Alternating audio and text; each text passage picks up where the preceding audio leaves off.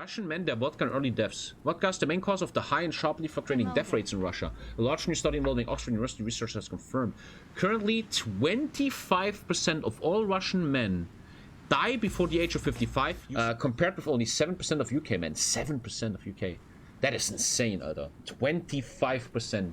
Or something. In history books, you will find many anecdotes on the role that alcohol and other addictive substances played in shaping societies throughout human history. The pharaohs of ancient Egypt paid their farm laborers in bread and beer. Greek wine was one of the most prized commodities of the ancient world, so when the Carthaginians sold their low-quality wine abroad, they falsely labeled the amphoras as Greek wine. The British notoriously forced access and control over the 19th century Chinese economy by illegally selling opium to its people. But no historic relationship between a society and an addictive substance is as fascinating, sinister, and barely talked about as the relationship between Russia and vodka.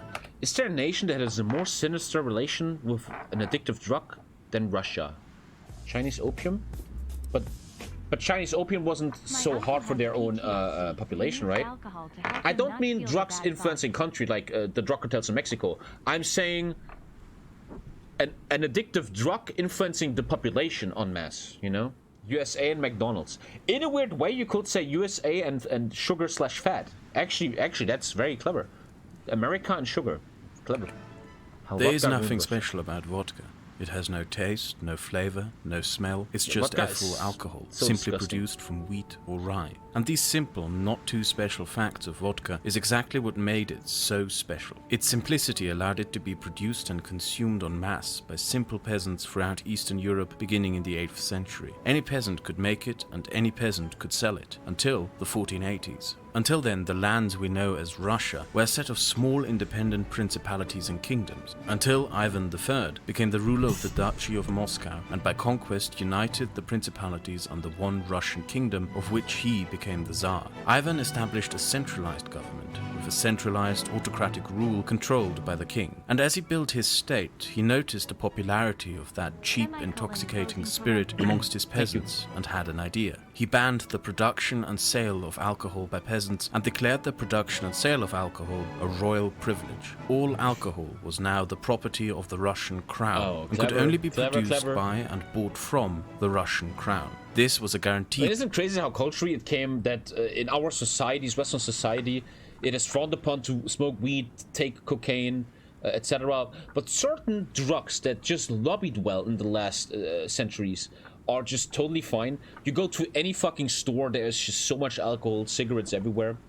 It's crazy, right? Crazy. Because they just lobbied it well, man. Its source of revenue for the Russian royal family. Even a monopoly on a cheap product that everyone wanted and which could be very cheaply produced en masse. Throughout the centuries, the Tsars opened vodka plant after vodka plant, pumping out cheap alcohol while filling their own pockets. A system that was so profitable that when Catherine the Great rewarded lesser nobles for their service, she didn't give them land, but vodka production and selling grants to cash in on this lucrative monopoly. A system that lasted for almost 428 years. And as much as this may sound like just a mere little interesting historic anecdote on a long-gone mercantile economic system, there is far more to it than that. Something sinister, the reverberations of which still echo throughout Russian society to this day. Alcohol is a poison, harmful to the soul. There's a guy said something very beautiful in chat. I don't think the problem is just the drugs. It's people use drugs because their lives are shit. It's actually very true thing you said there, man. That's something I see with the people that I have seen in my life taking drugs, man. A lot of people are just very sad in their souls. They feel very... We live in a very fast world. We live in a globalized world that is so fast. And a lot of people, especially older people, just feel fucking left behind, man. And that's normal, right? If you have 8 billion people, a lot of people will just feel left behind, man. But what do you do about that? You know, like realistically. Soul and body. Therefore, it is a great sin to drink alcohol. The problem is that something... years ago, I was listening to a German cabarettist, Georg Schramm, who said, we have to understand something. Capitalism needs sad, ugly, unhealthy fucks. Imagine every human being in capitalism was healthy, intelligent, would not take drugs. It would be disaster. The entire health sector would fall apart. You will not fucking sell all these therapies anymore. Alcohol therapy, blah, blah, blah, blah. The entire alcohol industry will die. Billions of tax dollars, man. jobs. The nicotine smoking industry, dead. Massive jobs and taxes gone, you know? It's very important to have idiots. Because they are great for the health sector. They make a lot of money for... dude, you wouldn't buy shitty Yamba ringtones for your phone if you had an IQ, right? So in a weird way, you need idiots in a society. Or sad people, or you know... and to offer it to others. And it is even a greater sin to produce and sell this poison. This phrase is from Tolstoy. When Tsar Nicholas II had to rescind powers to an elected body in 1905, one of the first things the Russian liberals and social democrats who were newly elected into a position of power wished to do was to combat the massive alcoholism problems of Russia. The first step was to ask the famous and revered novelist to write a warning label to be printed on every single bottle of vodka. Owned the entire alcohol industry, refused. Because the system the Tsars established over the course of 400 years was not only a source of revenue. By controlling the entire market, they also determined the price and consequently kept the population drunk on a constant mass supply of cheap and widely available vodka. A peasant who wastes his money on vodka is too drunk to think of his situation and how he got into it, too drunk to organize any protest against his circumstances, so drunk he beats his kids into being drunks like him, and so drunk he beats his wife into submission. In the end, that peasant is a peasant in service of ensuring the security of the regime that keeps him drunk. The Tsars of Russia established a profitable system of state-subsidized alcoholism, which not only ensured them personal wealth, but the security of their regime. They were in essence drug dealers, or at least relied on the same addiction-fed market that a drug dealer would rely on. Alcohol addiction is a horrible disease. It increases blood pressure, inflamed and swollen blood vessels, kidney, pancreas and liver failure that leads to an excess of fat cells creating deformed abdomens. But far from just the individual effects, alcohol is also part of a vicious social circle of misery. Nobody wakes up one day and decides to become an addict. Addiction is preconditioned on misery and despair. It appears where there is despair and hopelessness, and perversely increases that hopelessness. The alcoholic not only becomes more hopeless and miserable themselves, but will contribute to the misery and hopelessness of those around him. Perplexingly, just a joke. Did you guys know this is actually Chicago? Good joke, addiction on a massive social scale creates social strife and misery, while simultaneously robbing those affected by it of the means to do something about it. This is why the drug trade comes with violence, social decline, and disaffection of community. Today I heard in the radio, I listened to the radio today, that organized crime has doubled compared to last year in Germany, making damages of $2 billion a year, which is double than last year. Yes, because it uses misery as an economic commodity. I just heard that today. It is because of this, and largely forgotten today, that the Russian Communist Party was a prohibitionist party that advocated for the banning of liquor. In early Soviet propaganda, you will find this... I see this meme very often on 9gag. Like, they put some shit here, man, and he's like, nope. Reflected, as well as in old Soviet movies, in which the revolutionaries smash liquor bottles as if they were chains that had constrained them. Leninism was strictly prohibitionist and declared alcohol to be a vice by which the bourgeoisie subjugated... As a technocrat, I'm against alcohol. Or like, this is always more complex. Alcohol is obviously fucking evil.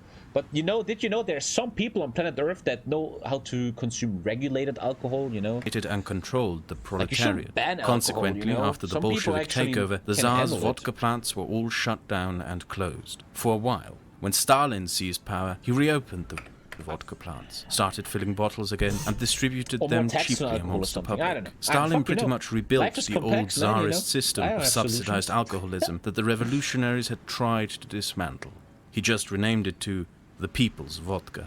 In a very cynical move, the Russian people already had a People's Vodka for 400 years. This series of events is commented on by George Orwell in his famous book Animal Farm, an often overlooked scene, where the animals in their revolution destroy all the alcohol they found in the house of Farmer Jones, except for Napoleon, who steals himself away with some liquor. And the Tsarist system, which was re-established by Stalin, remained in place throughout the remaining 60 years of Soviet history. Its effects were most strongly felt starting in the 1970s and throughout the 1980s during the Soviet Union's increasing economic decline. In those days there was not much to work for, there was not much to celebrate, there was a lost war still being fought in Afghanistan, and there was not much for the state to sell. But there was always money to be made when socialism fails by selling bottles of cheap vodka to a miserable public. The recent HBO series Chernobyl did an excellent job at hinting to its audience how by the late 1980s Russian society had a deep-seated and systematic alcoholism problem. The Stolchinaya vodka bottles you see in the series are also somewhat famous, because you couldn't close them anymore once you took the cap off. They were made that way. Russia has 124 million depressed people out of 130 million. You show me a statistic about that. You guys always say random shit. Because in production, the assumption... You're pretty much saying everyone in Russia is clinically, legally depressed. Was that the average Russian, once opening a vodka bottle, would finish it in one sitting. Therefore, closing the bottle wasn't necessary. Finish one bottle By the late 1980s, the alcoholism problem reached such an extent that Gorbachev, in desperation, enacted a prohibition of liquor. This resulted in the mass appearance of illegal vodka plants throughout the country and was therefore abandoned. Today, almost 30 years after the collapse of the Soviet Union, the problems remain. The system of state-subsidized alcoholism no longer exists. Yeah, and if you send these people to war, it's not gonna go so well. Vodka plants, though, were privatized and are owned by oligarchs who still sell. Imagine you're a fucking Ukrainian sniper, and you spent all day long sneaking up on a Russian camp, and you got them, and all you see is just a burnt... You just see... And everybody feels bad for sell the vodka at cheap prices. No measures were taken by the Russian government to stem the benign systematic alcoholism and excessive alcohol consumption of the Russian public. The ramifications of such are of course felt in crime rates, productivity and social decline and misery. Russia will eventually not get around having to confront a legacy of 400 years of alcoholism. And this is more than just a history lesson, let alone restricted to Russia. Think of the current opiate crisis in the United States. How the current response to social misery is to dish out pills to help people stomach through their days and lives. Profit that uses social and individual misery as a market commodity. And more to the point, how it is largely ignored and not a topic of contention. Drug-riddled and miserable communities often find themselves within such a state because it is the misery and hopelessness that creates the perfect market conditions for addictive substances, which consequently increase the misery and violence while robbing communities of the abilities thereof. 100%. The entirety of our understanding of addiction and how it plays into society through the ills it creates is largely flawed and dominated far too much by a judgmental standard that reduces the problem to individuals to be punished. Dude, that's actually America. It says one way. This is actually not Russia. rather than social ills in need of solutions. Okay. If you're interested in this topic and want to know more, I recommend to you to read Drink, a cultural... I don't read, man. Drinking is an interesting fucking thing. Yeah, you are still watching, my friend. Oh, I order thee to click these videos and subscribe for the greater glory of the channel. Yeah.